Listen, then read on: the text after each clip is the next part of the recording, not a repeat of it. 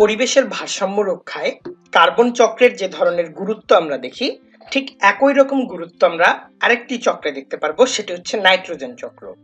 এটি বাদেও পৃথিবীতে আরো যে সকল চক্র বিদ্যমান রয়েছে, যেমন ফসফরাস চক্র, ওয়াটার সাইকেল অর্থাৎ পানি চক্র, এগুলো সম্পর্কে পানি চক্র সম্পর্কে যদিও আমরা জেনেছি, ফসফরাস চক্র সম্পর্কে আমাদের জানা হয়নি, কেননা এটি সিলেবাসে নেই। তো নাইট্রোজেন চক্র কিন্তু কার্বন চক্রের মতোই বেশ ইম্পর্টেন্ট একটি চক্র, যেটি কিনা পৃথিবীতে প্রাণী এবং উদ্ভিদের বিস্তরণে শুরু থেকে সাহায্য করে আসছে। তো বন্ধুরা, আজকের আলোচনাটি হবে এটি নিয়ে। আসসালামু আলাইকুম সবাইকে, আমি আল রাব্বি সিমেন্স 10 মিনিট স্কুলের পক্ষ থেকে সকলকে স্বাগত জানাচ্ছি আজকের ক্লাসে। তো আমরা ভূগোল প্রথম পত্র নিয়ে আলোচনা করছিলাম। কোন অধ্যায়টি আলোচনা করছিলাম?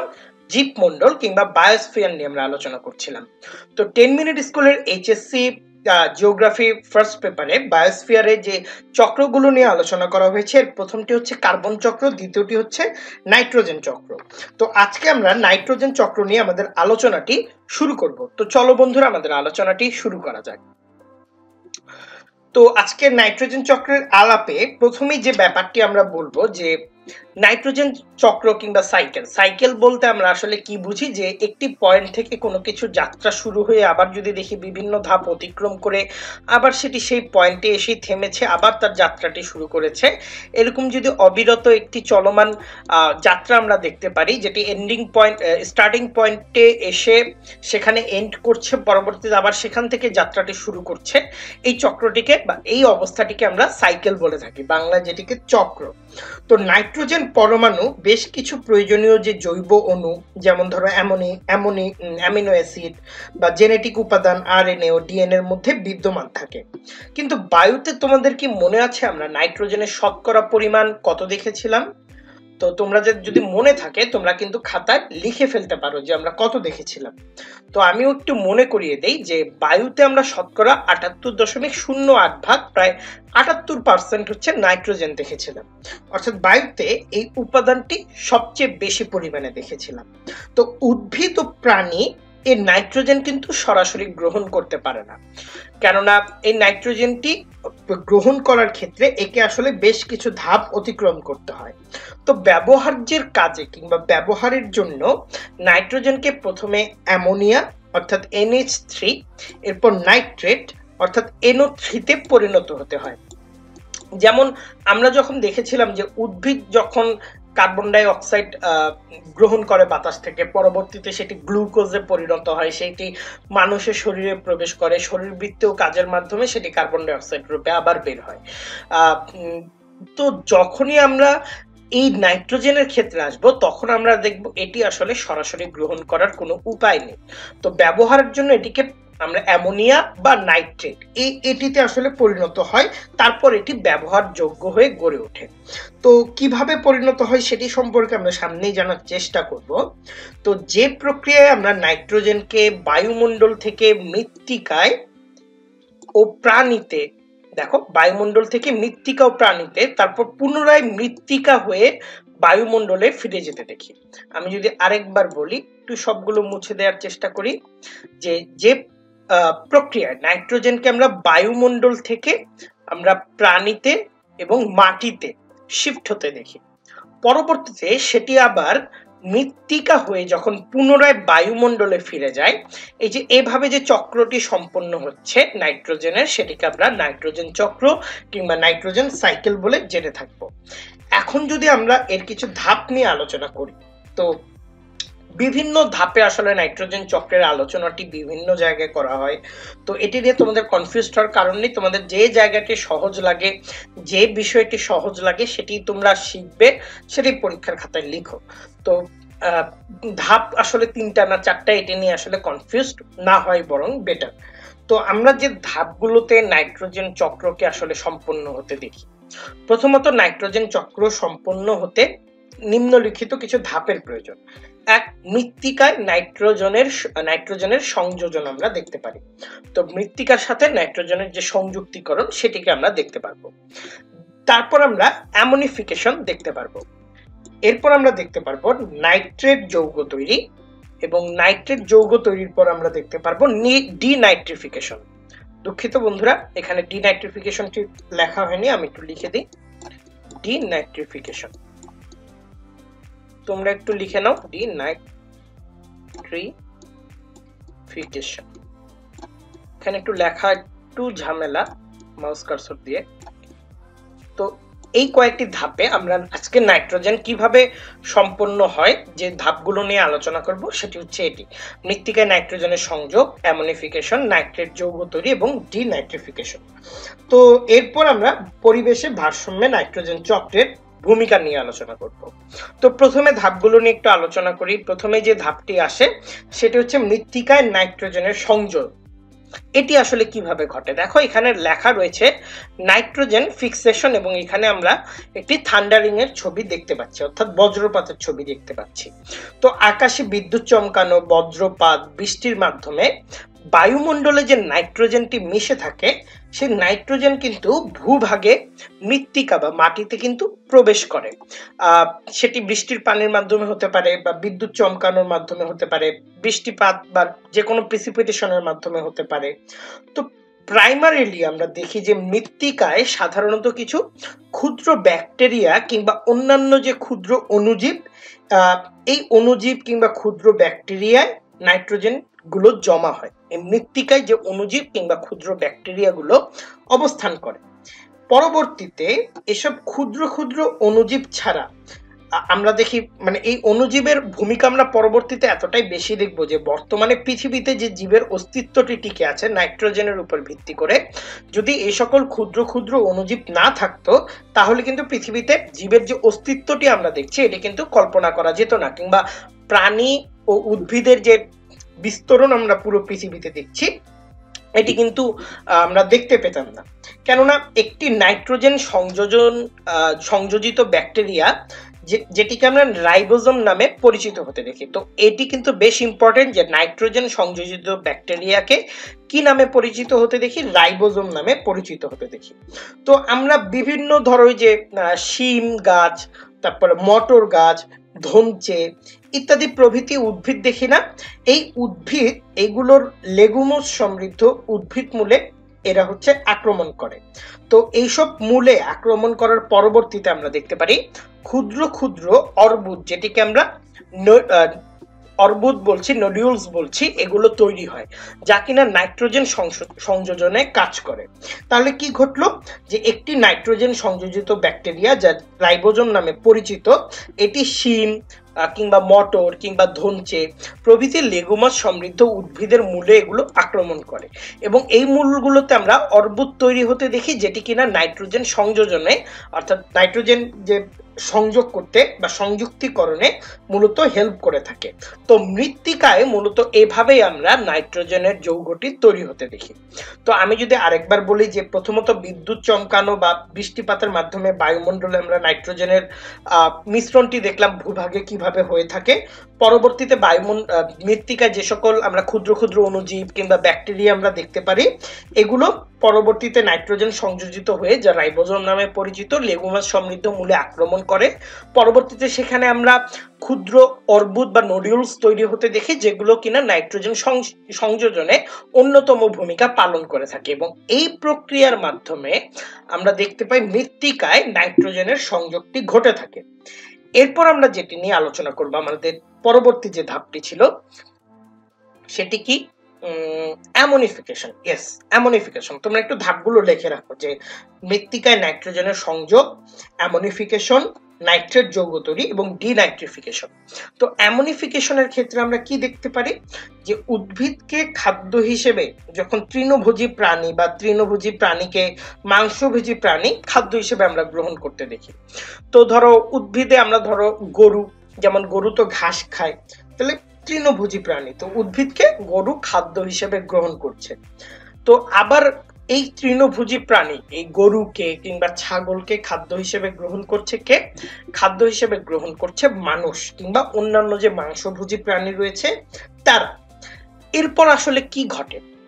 উদ্ভিদ এবং প্রাণী এগুলো কিন্তু মারা যায়, এবং আমরা কিন্তু দেখেছি এগুলো ব্যাকটেরিয়া দ্বারা বিয়োজিত হওয়া শুরু করে। তো ব্যাকটেরিয়া দ্বারা বিয়োজিত হওয়া শুরু করার ফলে কি হয়? দেখা যায় উদ্ভিদ ও প্রাণী মারা যাওয়ার পর যখন এটি ব্যাকটেরিয়া দ্বারা বিয়োজিত হয়, এই প্রক্রিয়ায় কতগুলো ক্ষুদ্র অণুজীব, বিশেষভাবে ব্যাসিলাস জাতীয় ব্যাকটেরিয়া, কি জাতীয় ব্যাকটেরিয়া এটা একটু নোট করে রাখো, ব্যাসিলাস জাতীয় ব্যাকটেরিয়া এই মৃতদেহের উপর কিন্তু ডিকম্পোজিশনের কাজটি করে থাকে। তো এই যে আমরা ডিকম্পোজার্স দেখতে পাচ্ছি, অর্থাৎ এটি যখন মারা যায় মাটির সাথে মিশে যেতে নয়, তখন যে ডিকম্পোজিশনটি চলতে থাকে সেটি কিন্তু ব্যাসিলাস জাতীয় ব্যাকটেরিয়ার একটি ভূমিকা আমরা এই মৃতদেহগুলোর উপর দেখতে পাই। তো এভাবে আমরা বিয়োজিত পদার্থ থেকে একটি গ্যাস তৈরি হতে দেখি যেটিকে বলে অ্যামোনিয়া। তো অ্যামোনিয়া তৈরি হয় এবং এই যে উদ্ভিদকে খাদ্য হিসেবে তৃণভোজী প্রাণী গ্রহণ করলো, আবার তৃণভোজী প্রাণীকে খাদ্য হিসেবে মাংসভোজী প্রাণী গ্রহণ করলো, পরবর্তীতে কি হলো, পরবর্তীতে একসময় এই প্রাণীগুলোর আমরা মৃত্যু দেখলাম। মৃত্যু দেখার পর যখন তাদের দেহ থাকে সেটি আস্তে আস্তে ডিকম্পোস্ট হওয়া শুরু করে, ধীরে ধীরে বিয়োজিত হওয়া শুরু করে, এবং বিয়োজিত হওয়ার এই প্রক্রিয়াতে আমরা বিভিন্ন ধরনের অণুজীবের কাজ দেখি। এর মধ্যে ব্যাসিলাস জাতীয় যে ব্যাকটেরিয়া রয়েছে এটি আসলে বিশেষভাবে কাজ করে মৃতদেহের উপর, এবং বিয়োজিত পদার্থ থেকে পরবর্তীতে আমরা অ্যামোনিয়া তৈরি হতে দেখি। এই যে পুরো প্রক্রিয়া, এই প্রক্রিয়াটিকে বলা হয় অ্যামোনিফিকেশন। তো অ্যামোনিয়া তৈরি, অ্যামোনিয়ার সংকেতটি তোমরা একটু লিখে নাও, NH3। তো এটি হচ্ছে অ্যামোনিয়ার সংকেত। তো এই যে বিয়োজিত পদার্থ থেকে অ্যামোনিয়াটি তৈরি হলো, এই পুরো প্রক্রিয়াটিকে অ্যামোনিফিকেশন বলা হয়ে থাকে, অর্থাৎ এই যে যেটি নিয়ে আমরা আলাপ করলাম। তো এই পর্যায়ে আমরা অ্যামোনিয়া ও অ্যামোনিয়া লবণ, এটা হচ্ছে অ্যামোনিয়ার উদাহরণ, অ্যামোনিয়ার লবণটি হবে NH+। তো এই পর্যায়ে আমরা অ্যামোনিয়া এবং অ্যামোনিয়া লবণ উৎপন্ন হতে দেখব।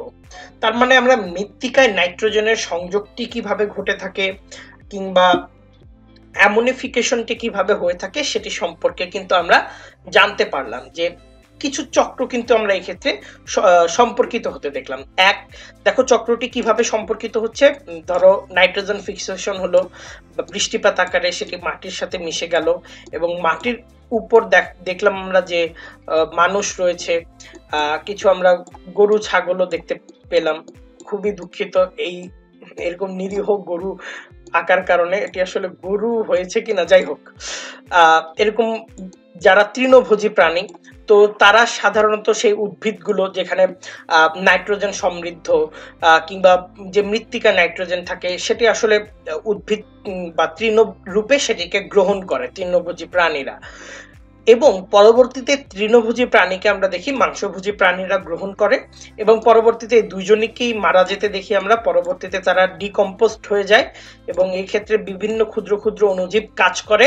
এই ক্ষেত্রে আমরা ব্যাসিলাসের একটি ভূমিকা দেখলাম, এবং এই বিয়োজিত পদার্থ থেকে আমরা NH3 কিংবা অ্যামোনিয়ার উৎপন্ন হতে দেখলাম, এবং সাথে অ্যামোনিয়া লবণ উৎপন্ন হতে দেখলাম। এবং পরবর্তী দ্বিতীয় যে প্রক্রিয়াটি নিয়ে আমরা আলোচনা করলাম সেই প্রক্রিয়াটিকে বলা হচ্ছে অ্যামোনিফিকেশন। তো অ্যামোনিফিকেশন, তো এরপর আমরা যেটি নিয়ে আলোচনা করব সেটি হচ্ছে নাইট্রেট যৌগ তৈরি। তো নাইট্রেট যৌগর ক্ষেত্রে আমরা দেখি অ্যামোনিয়া পরবর্তী যে নাইট্রোসোমোনাস ও নাইট্রোব্যাকটেরিয়া নামক ব্যাকটেরিয়া দ্বারা প্রথমত নাইট্রাইট এবং পরে নাইট্রেটে এটি পরিণত হয়। অর্থাৎ প্রথমত এটি পরিণত হচ্ছে NO2-, পরবর্তীতে এটি NO3-, অর্থাৎ নাইট্রাইটে পরিণত হচ্ছে। তো অ্যামোনিয়া, এই যে অ্যামোনিয়ার পরিবর্তনটি আমরা দেখলাম, ধরো এই যে নাইট্রোজেন ফিক্সেশন থেকে এটি যদি তুমি একটু ভালো মতো খেয়াল করো তাহলে দেখবে এই যে N2, এটি থেকে নাইট্রোজেন ফিক্সেশন হয়ে পরবর্তীতে আমরা কি দেখলাম, আগের ধাপে অ্যামোনিফিকেশন ঘটলো, যেটিকে কিনা অ্যামোনিয়ার যে উৎপাদন সেটি তৈরি হলো, অ্যামোনিয়া NH4+ এবং অ্যামোনিয়া লবণ। তো এরপর আমরা দেখতে পাই সেই অ্যামোনিয়া পরবর্তীতে নাইট্রোসোমোনাস এবং নাইট্রোব্যাকটেরিয়া নামক ব্যাকটেরিয়া দ্বারা প্রথমত নাইট্রাইটে এবং পরবর্তীতে এটি নাইট্রেটে পরিণত হয়। নাইট্রাইট দেখো NO2- এবং নাইট্রেট হচ্ছে NO3-। নাইট্রাইট এবং নাইট্রেটের সংকেতটি তোমরা ভালো মতো মনে রাখবে। তো এর পরবর্তীতে আমরা দেখতে পাই যে অ্যামিনো অ্যাসিড হিসেবে পরে তা উদ্ভিদে সংযোজিত হয়। পরবর্তীতে আমরা দেখতে পাই এটি অ্যামিনো অ্যাসিড হিসেবে পরবর্তীতে উদ্ভিদে সংযোজিত হয়। তখন যে তৃণভোজী প্রাণীগুলো রয়েছে, এই তৃণভোজী প্রাণীগুলো তাদের এই উদ্ভিদগুলো ভক্ষণের মাধ্যমে এই অ্যামিনো অ্যাসিড এবং গ্রহণ করে নিজেদের দেহে, এবং সেই তৃণভোজী প্রাণীটিকে মাংসভোজী প্রাণী ভক্ষণের মাধ্যমে, খাদ্য হিসেবে ভক্ষণের মাধ্যমে নিজের নিজের যে খাদ্যের চাহিদা সেটি পূরণ করে। প্রথমত যে এটি অ্যামিনো অ্যাসিড তৈরি করে, পরবর্তীতে উদ্ভিদে সংযোজিত হয়, এবং তৃণভোজী উদ্ভিদ দেখা যায় সেই সকল তৃণ বা সেই সকল যে তৃণভোজী উদ্ভিদগুলো রয়েছে সেগুলোকে খাদ্য হিসেবে গ্রহণ করে। তো পরবর্তীতে এটির মাধ্যমে তারা তাদের খাদ্য চাহিদা পূরণ করে, এবং মাংসভোজী যে প্রাণীগুলো রয়েছে তারা আবার এই সকল তৃণভোজী প্রাণীকে খাদ্য হিসেবে গ্রহণ করে এবং নিজেদের খাদ্যের চাহিদাটি পূরণ করে। এভাবে উদ্ভিদ ও প্রাণীতে আমরা কিন্তু নাইট্রোজেনকে বিস্তরিত হতে দেখলাম। অর্থাৎ এখানে উদ্ভিদ ও প্রাণী উভয়ই কিন্তু নাইট্রোজেন গ্রহণ করলো, কেননা সেটি তৃণভোজী প্রাণীতে গিয়েছে, এবং তৃণভোজী প্রাণী ভক্ষণের মাধ্যমে মাংসভোজী যে প্রাণী ছিল সেটির মাধ্যমে গিয়েছে। এভাবে উদ্ভিদ ও প্রাণী নাইট্রোজেন যৌগ গ্রহণ করলো। এখন এটি আবার বায়ুমণ্ডলে আসলে কিভাবে ফিরে যাবে? এই যে বায়ুমণ্ডলে আমরা এটিকে ফিরে যেতে দেখবো, এই পরবর্তী যে ধাপটি সেটিকে আমরা ডিনাইট্রিফিকেশন হিসেবে জেনে থাকি। ডিনাইট্রিফিকেশনটি কি? ধরো নাইট্রোজেনে আমরা নাইট্রাইট এবং নাইট্রেটে পরিণত হতে দেখলাম নাইট্রোজেনকে। তো পরবর্তীতে আমরা দেখতে পারবো যে যেমন নাইট্রেটস এবং নাইট্রাইটসে পরিণত হওয়ার পর কিছু ব্যাকটেরিয়া এই ক্ষেত্রে আবার কাজ করবে। তো ব্যাকটেরিয়াগুলো হলো সুডোমোনাস, ব্যাসিলাস, লাইকেনিফর্মিলস, প্যারাকোকাস কিংবা ডেন্ট্রিফ্রাইসেস।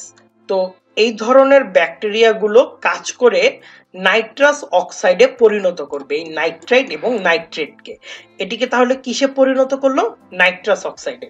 তো পরবর্তীতে আমরা দেখতে পারি এই যে নাইট্রাস অক্সাইডে পরিণত হওয়ার পর তা কিন্তু পুনরায় নাইট্রোজেন আকারে বায়ুতে ফিরে যায়, এবং এভাবে মাটি ও পানিতে নাইট্রোজেন বিয়োজিত হয়ে পুনরায় যখন বায়ুতে ফিরে যায়, এই প্রক্রিয়াটিকে, অর্থাৎ এখানে নাইট্রোজেনটি বিয়োজিত হচ্ছে এবং পুনরায় বায়ুতে ফিরে যাচ্ছে, এই প্রক্রিয়াটিকে মূলত ডিনাইট্রিফিকেশন বলে আমরা উল্লেখ করি।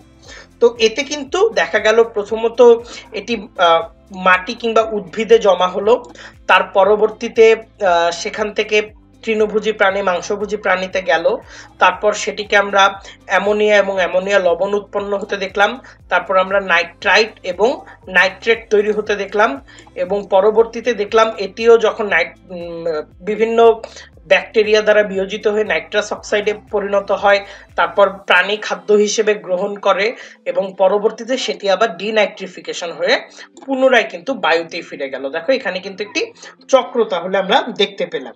তো এভাবেই মূলত মাটিতে, মৃত্তিকায় এবং পানিতে নাইট্রোজেনকে আমরা বা ডিনাইট্রিফিকেশনটি হতে দেখি, এবং পুনরায় আবার সেই নাইট্রোজেনটি বায়ুতে আসলে নিজের অবস্থানটি যোগ করে। এইভাবে মূলত যে পৃথিবীতে আমরা নাইট্রোজেনের যে ব্যবহার দেখি তার মধ্যে ব্যালেন্সটি কিভাবে টিকে থাকে সেটা কিন্তু এই সাইকেলের মাধ্যমে হয়ে থাকে। অর্থাৎ প্রথমত মৃত্তিকায় নাইট্রোজেনের সংযোগ, এরপর দ্বিতীয়ত অ্যামোনিফিকেশন, তৃতীয়ত নাইট্রেট যৌগ তৈরি, এবং চতুর্থত ডিনাইট্রিফিকেশন নিয়ে। তো বন্ধুরা, এরপর আমরা যেটি দেখব সেটি হচ্ছে পরিবেশ ভারসাম্যে নাইট্রোজেনের গুরুত্ব। তো উদ্ভিদের বৃদ্ধির জন্য কিন্তু নাইট্রোজেন অবশ্যম্ভাবী, খুবই অপরিহার্য একটি উপাদান। তো বায়ুতে বিদ্যমান নাইট্রোজেন কিন্তু বিশেষ প্রক্রিয়ায় মাটিতে ফিরে আসে, যেটি আমরা এতক্ষণ আলোচনা করলাম। পরবর্তীতে উদ্ভিদে কিন্তু বিভিন্ন ব্যাকটেরিয়ার মাধ্যমে উদ্ভিদে তা সঞ্চিত হয় এবং উদ্ভিদ গ্রহণ করে। তো উদ্ভিদ নির্দিষ্ট মাত্রায় নাইট্রোজেন গ্রহণ করে থাকে, এবং মৃত্তিকার অতিরিক্ত চাষাবাদের কারণে কিন্তু আমরা দেখতে পারি নাইট্রোজেনের পরিমাণ কিন্তু হ্রাস পায়। তো বর্তমানে কৃষিতে নাইট্রোজেন সমৃদ্ধ রাসায়নিক সার চাষাবাদের জন্য ব্যবহৃত হয়। তো জমিতে যদি অধিক সার ব্যবহার করা হয় তাহলে জমির উর্বরতা কিন্তু আমরা জানি যে দিন দিন এই জমির উর্বরতা কিন্তু নষ্ট হতে থাকে, ক্রমাগত কমে যেতে থাকে, হ্রাস পেতে থাকে। তো এক্ষেত্রে কিন্তু অনেক সময় জীব বৈচিত্র্য নষ্ট হওয়ার আশঙ্কা থাকে।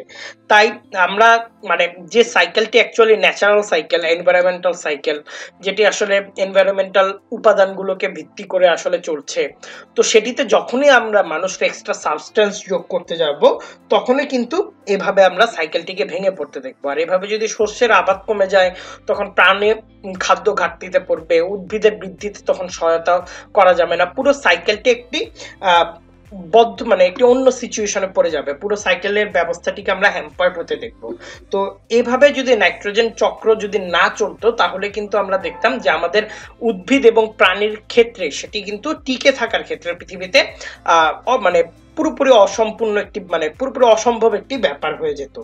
তো এক্ষেত্রে জীব বৈচিত্র্য নষ্ট হয়ে যাওয়ার আশঙ্কা থাকতো, যার জন্য বলা হয় পরিবেশের ভারসাম্য রক্ষায় উদ্ভিদ এবং প্রাণীকুল টিকে থাকার ক্ষেত্রে নাইট্রোজেন কিন্তু গুরুত্বপূর্ণ উপাদান।